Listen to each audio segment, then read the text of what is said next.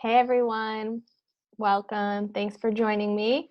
My name's Jessica, and today we are going to be looking at an analysis of the film industry. So let's go ahead and get started.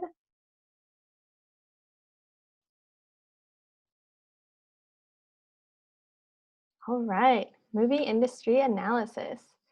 So this is for our project, and our synopsis here is that Microsoft has decided to create a new film studio, and they want to know which types of the films are the best to invest in creating and to focus on. And they want to know specifically which films are doing the best at the box office. So we are going to do an analysis here, take a look at this, and find out. So first we want to look at what defines box office success. So is it ticket sales, which corresponds to gross revenue? Is it profit, or is it return on investment? Because while these may share some things in common, they're all actually really different. And so we want to look at what's the most success. So return on investment, profit, ticket sales, and we're going to look at all three, check them all out. And I'm going to be looking at which genres are the most successful at the box office, and each of those three categories that may indicate success.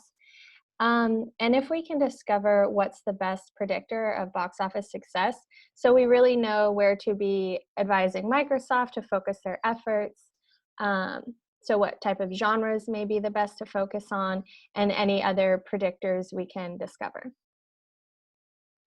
So first, I wanted to see if there was any correlation between production budget and how well a movie does. So just basic, right? Production budget, and then what the gross revenue is. So here we have domestic gross revenue, foreign, and then worldwide, which is a combination of the two. And so we can see some pretty strong linear relationships here, which tells me, okay, when I first saw this, I just thought, okay, so the greater a budget for a film is, the greater its revenue is going to be.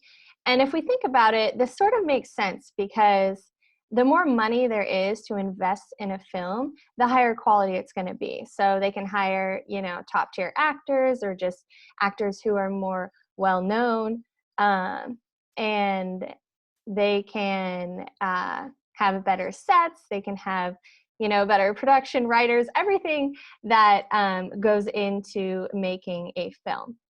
So we can see here there's a strong correlation. So then I thought, okay, so we're going to correct for this relationship here. We're going to correct for production budget, and just look at return on investment. So for the amount invested, so basically the equation for ROI here, if you're not already familiar, is profit minus investment divided by investment, and then times 100 to get the percentage of return on investment.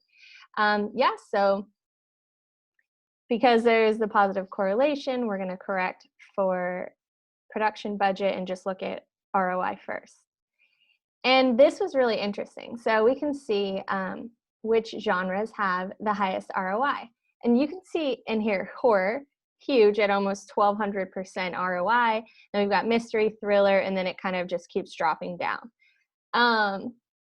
I don't know about you, but this surprised me a little bit, because I wouldn't think of these movies being the most popular, but we can see they offer a great return on investment. We'll find out why later on, okay? And then let's look at ticket sales. So because this is box office data, we're looking at ticket sales. So gross revenue, worldwide gross revenue corresponds to ticket sales. So which genres have the highest ticket sales? And are they the same as the ones with ROI? And we can see that they're not, right? So on the left here, we have genres on the left-hand side, and then tiered in order of highest worldwide gross or ticket sales. And then we can also see right next to it, production budget, which we know these have a relationship already from the previous slides. And then profit. So we can see profit is directly correlated with production budget and worldwide gross just by looking at this plot here. And then we go over to ROI and we can see they're actually not the same as the return on investment. So the amount invested, which we saw in the first figure, is directly correlated with both profit and then total ticket sales, which makes sense. We can see there's just a slight variation between profit and worldwide gross between these two, but other than that, pretty similar.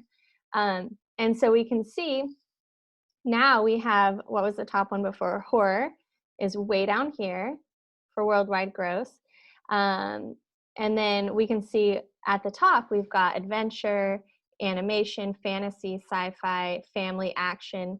And something to note is that movies are usually a combination of genres. So they're usually, 3 genres, maybe 2, but 3 to 4 genres. Yeah, so they're not usually just one. So when we see animation here, it's usually something else, but we can see here this big worldwide gross, right? Okay, so the movies that have the highest ticket sales and the highest profit are not the ones with the greatest return on investment. And so then basically what I just said, we have it set up now with profit first. And again, I think just a couple of these switched here, but we can see, yeah, it's not the same as ROI. So highest profit is not the same as the highest return on investment because of the production budget here, what's being invested.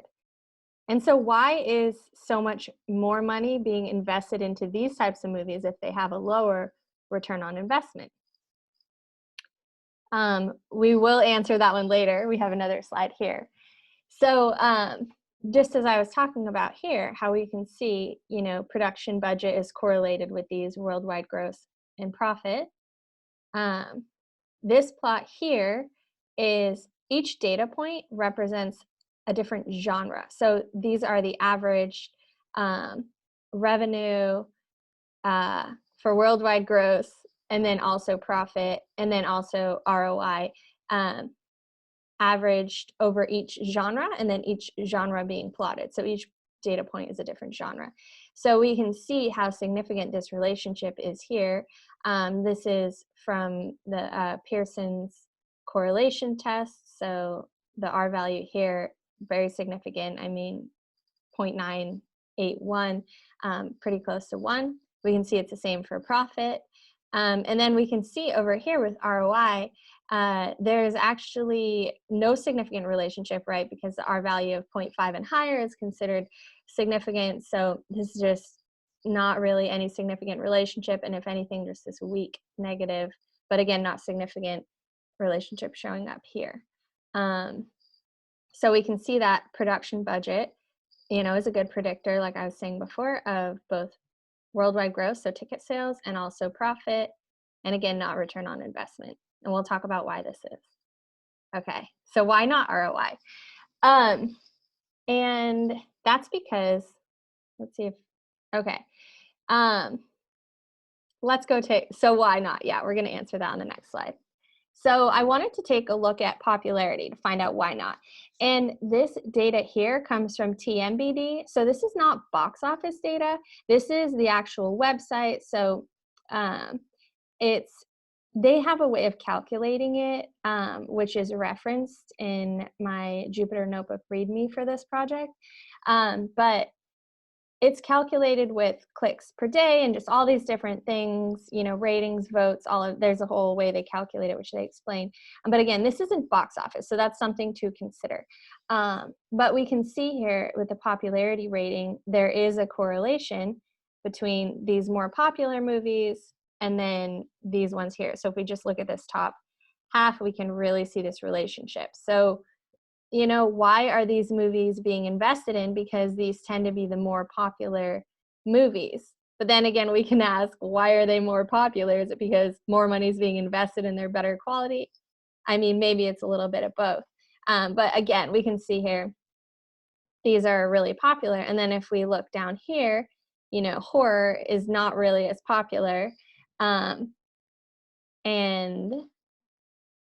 also, this tends to have a lower production budget. And I just want to talk about this for a second. So if we think about horror movies, these horror, thriller, mystery movies, a good example of this would be the Blair Witch Project.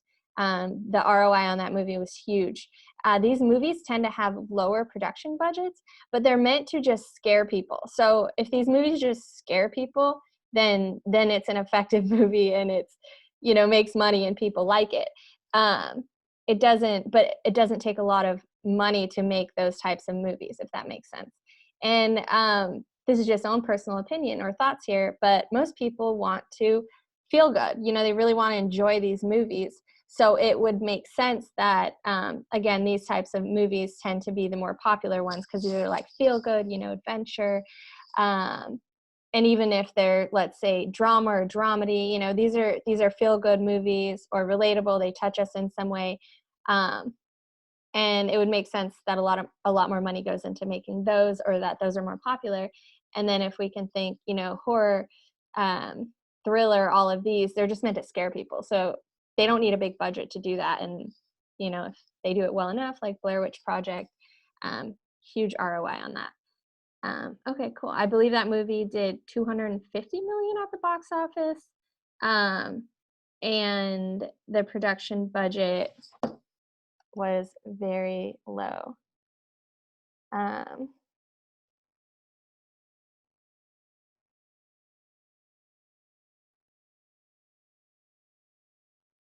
just look that up really fast. Was only $60,000. That's very, very low. And if we look down here, 1 E to the 8th. Yeah, so these are in the tens of millions here. Let's see.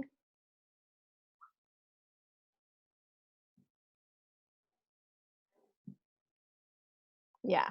Okay, so let's keep going. So very, low production budget. And then if we look at all the big box office hits, that maybe have a smaller ROI, like I think Avatar. But yeah, if we look at the big box office hits who maybe have smaller ROIs of, 400% or anywhere from 200 to 600%, their production budgets on those are just like 200 to 400 million. There's a big budget going into those. Yeah. So popularity. Okay. And not ROI, and why. Let's keep going. So in conclusion, like I just was talking about, I guess I went into that a little early. So here we have, okay, so the highest ROI genres are not the most popular, and also tend to be lower budget on average. And then the genres that have the biggest box office successes also have the biggest production budget, and then profit as well, right? Because we saw those were correlated. And then higher production budget equates to higher quality talent in film, and they also tend to be, the more popular genres. And the highest grossing films are generally a combination of 3 to 4 genres, with 2 to 3 coming from the highest grossing genres. So my recommendations for a new film studio, so if Microsoft wants to start a new film studio, would be that if the budget is low, invest in the highest ROI genres, which are horror, mystery, and thriller, because again, they can get really big returns with low investments. And if the budget is adequate, if it's high, if risk can be tolerated, do what the other big film production companies are doing and invest in the most popular genres, which have the greatest ticket sales and also profit. So, more invested, but greater profits. So greater overall return, even if the return on investment is actually lower. And these top ones tend to be adventure, animation, fantasy, sci-fi, as well as family and action. And usually a combination of these, like I was talking about before. So if we think about Avatar, which is one of the top box office movies, I think, of all time, as far as ticket sales go. So when we're talking, worldwide gross revenue, and that one is adventure, fantasy, sci-fi, and action. So that one has 4 genres, and we can see they're all in the, most popular and the next most popular. Yeah, so those would be my recommendations. And then as far as further research, I think it's also really good to look at which combinations of genres are the most popular at the box office.